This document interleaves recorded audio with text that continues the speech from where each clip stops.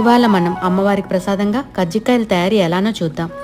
కావలసిన పదార్థాలు: మైదా లేదా గోధుమ పిండి, పాలు, నెయ్యి, బెల్లం, వేరుశనగ పలుకులు, నూనె, ఇంకా ఉప్పు కూడా.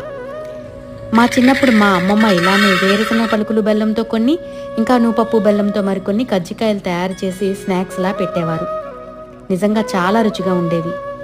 మా అమ్మమ్మ అనేవారు ఆరోగ్యానికి కూడా మంచిది అని. ఎక్కువగా వర్షాకాలం ఇంకా శీతాకాలంలోనే ఎందుకు చేసి పెడతారమ్మమ్మ అని అడిగితే, ఈ కాలంలో శరీరానికి వేడి అవసరం కదా, అది నువ్వులు, బెల్లం ఇంకా వేరుశనగ పలుకుల ద్వారా లభిస్తుంది అని చెప్పేవారు.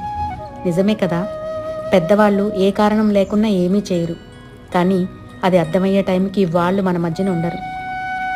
అయితే ఇప్పుడు కాలాలు కూడా అలా లేవుగా.